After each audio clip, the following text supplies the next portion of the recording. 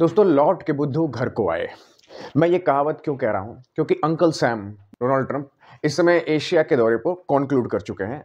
अपना जो अंतिम पड़ाव था वो पार कर चुके हैं। एपेक साउथ कोरिया में एक बुसान सिटी है, वहां पर एपेक जो है उसकी मीटिंग चल रही थी। उसमें इंडिया भी इन्वाइटेड होता है और यूएस से भी इन्वाइटेड होता है।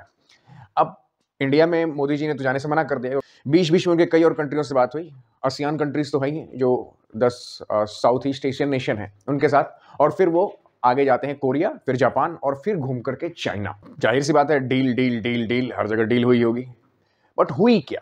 क्या हुई? हुई ये कि जो फोटो आ रही है हंसते हुए डोनाल्ड ट्रंप को कुछ बोलते हुए, और शी जिनपिंग जो है वो छोटी छोटी आंख से हंस रहे हैं, मुस्कुरा रहे हैं। मिला क्या ट्रंप को? मिला क्या चाइना को? नुकसान किसका हुआ? इसके बारे में थोड़ा डिटेल बात कर लें। बेसिक्स जो है वो एकदम साफ है। यूएसए ने 47% टैरिफ कर दिया है अब चाइना पर, जो पहले 100% के आसपास उसने कहा था।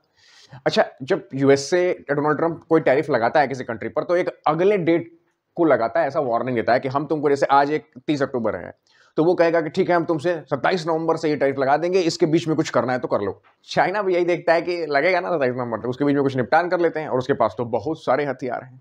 तो 47% कट कर दिया उसने। उसके बदले में चाइना ने क्या कहा है? इनसे कहा है कि ठीक है, हम सोयाबीन परचेस कर लेंगे आपसे। चलिए, इसके बारे में बताएंगे हम आपको। दूसरी चीज उसने कहा, ये रेयर अर्थ का जो एक्सपोर्ट है वो चाइना ने फिर से खोल दिया है 1 साल के लिए।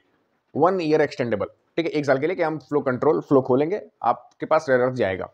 उसके बाद एक फेंटेनिल का इश्यू आता है। दोस्तों, फेंटेनिल एक ड्रग है जिससे लोग, डोनाल्ड ट्रंप का ऐसा मानना है कि अमेरिका में बहुत सारे लोग फेंटेनिल से मर रहे हैं, नशा करते हैं फेंटेनिल का भी। अब फेंटेनिल का रॉ मटेरियल चाइना प्रोवाइड करता है, तो उनको लगता है कि फेंटेनिल पर टैरिफ बढ़ा देना चाहिए, तो 20% टैरिफ फेंटेनिल पर टैरिफ कर दिया। अब वो घट करके 10% आ गया। अब इससे 2 बातें निकल कर आती हैं। क्या चाइना ये मानता है कि वो फेंटेनिल ड्रग अनऑथराइज तरीके से बेचता है यूएसए में? और दूसरा, क्या 20% से 10% कर देने पे डोनाल्ड ट्रंप अब मान गए हैं कि वो फेंटेनिल जो अब आएगा वो लोगों को नहीं मारेगा? अब इसके बाद जो आखिरी इशू है उसको भी हम देख लेते हैं। वो है ताइवान और यूक्रेन का इशू है। ताइवान के इशू पर डोनाल्ड ट्रंप पहले ही भाग चुके हैं कि जब तक वो रहेंगे तब तक चाइना अटैक नहीं करेगा ताइवान पर। इससे साफ दिखता है कि डोनाल्ड ट्रंप लॉन्ग टर्म की पॉलिसी नहीं बनाते हैं। जब तक मैं हूं, जब तक मैं हूं, ऐसा कैसे चलता है? अगर एक प्रधानमंत्री अगले आने वाले प्रधानमंत्रियों के लिए मुश्किलें खड़ी करने वाला डिसीजन लेगा, तो जाहिर सी बात है देश का कुछ भला नहीं होने वाला। वही डोनाल्ड ट्रंप कर रहे हैं। और यूक्रेन के इश्यू पर चाइना ने बस इतना कहा है, वी विल वर्क टुगेदर। अब वो कैसा वर्क होगा? वो यहां से उड़े वापस वाशिंगटन डीसी के लिए, वर्क वहीं खत्म हो गया। पाया क्या यूएसए ने? ये जो टैरिफ वाले कांड किए डोनाल्ड ट्रंप ने, उससे पहले भी सारी चीजें नॉर्मल चल रही थी। यूएसए सोयाबीन बेचता था चाइना को, चाइना बड़े अमाउंट में सोयाबीन खरीदता था। लगभग 30% 20% के आसपास टैरिफ हुआ करते थे। अब चाइना पर वो 47% है। तो मेरा ये मानना है कि जो चीजें पहले थी, चली आ रही थी, बीच में डोनाल्ड ट्रंप ने कांड करके लोगों को पैनिक में डाल दिया, और फिर उसने बात करके ही पैनिक हटा लिया। फिर से चीजें वैसी नॉर्मल तो नहीं हुई हैं, लेकिन थोड़ा बहुत चली गई। और अब इसी का ढिढोरा पीट रहा है कि हमारे अपन ने शी जिनपिंग के साथ डील कर ली। जबकि मैं आपको बताऊं, जो रेयर अर्थ है, रेयर अर्थ 60% चाइना में ही पाए जाते हैं और 90% प्रोसेस्ड चाइना में होते हैं। देखिए, रेयर अर्थ केवल रॉ मटेरियल निकाल करके आप यूज नहीं कर सकते, लिथियम की बैटरी नहीं बना सकते, मैग्नेट्स का इस्तेमाल नहीं कर सकते, उनको प्रोसेस करना पड़ता है। वो प्रोसेसिंग सिर्फ और सिर्फ चाइना के पास है। तो कोई भी देश से आप डील कर लें कि तुम, उन्होंने साउथ कोरिया से डील कर ली, जापान से डील कर ली, वियतनाम वगैरह से डील कर ली कि हम तुम्हारे यहां से रेयर अर्थ लेंगे, लेकिन वो जाएगा चाइना होकर के ही। और डोनाल्ड ट्रंप को यही लग रहा है कि बहुत बड़ा वो अचीवमेंट कर लिया। एक्चुअली ये आदमी ना अपना नुकसान कर रहा है, अपनी कंट्री का नुकसान कर रहा है। ये निश्चित रूप से पता चलेगा क्वाड को। अगर ये बंदा एक्टिव रहता, हालांकि 2017 के पहले टर्म में डोनाल्ड ट्रंप ने क्वाड को रियल लाइफ दिया था, फिर से जिलाया था। तो क्वाड को जिस तरह से उसने इग्नोर किया, क्वाड का एक समिट होना था इंडिया में, यहां डोनाल्ड ट्रंप आने वाले थे, लेकिन वो आए नहीं। वो अब चले गए वहां एपेक में चाइना वगैरह से बात करने। तो क्वाड लगभग गड्ढे में है, क्वाड मर चुका है। अब क्वाड किसके लिए बनाया गया था? Against China. अगर क्वाड सही से काम करता रहा तो ये जो चीजें आपको सब कुछ शी जिनपिंग के साथ करनी पड़ रही है ना, ये करनी ही नहीं पड़ती।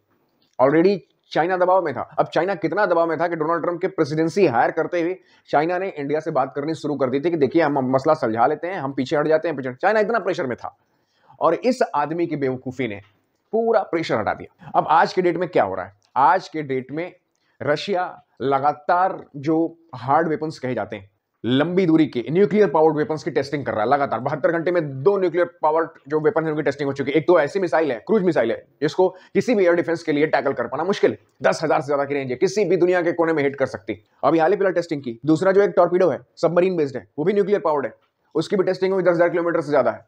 अब ये धनाधन टेस्टिंग शुरू कर दे रहे हैं। अब इसके जवाब में कुछ सेंटीमेंट, कुछ सेंटल, कुछ नहीं।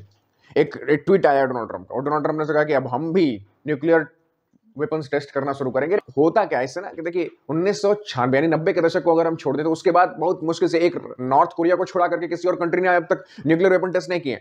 यूएसए जब न्यूक्लियर वेपन टेस्ट करना शुरू करेगा तो रशिया और चाइना पर दबाव बनेगा, वो टेस्टिंग शुरू करेंगे।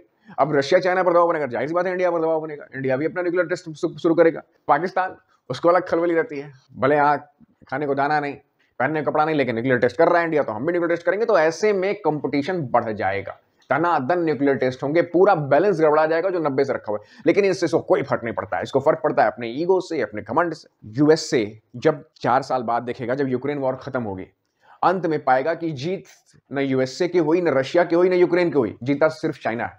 चाइना जानता है कि जितनी ज्यादा लड़ाई बढ़ेगी यार दुनिया में, जितना लोगों का ध्यान उस तरफ रहेगा, उतनी तेजी से हम ग्रो करेंगे, और चाइना वही कर रहा है। तो सारी चीजें इंडिया में भी हो रही हैं, लेकिन मुझे लगता है कि ये और अच्छा हो सकता था अगर इस आदमी की बुद्धि सही होती तो। क्या देखते हैं ये जो न्यूक्लियर टेस्ट की कॉम्पिटिशंस है, ये दुनिया को कहां लेकर के जाते हैं। बहुत खतरनाक है ये। जय हिंद।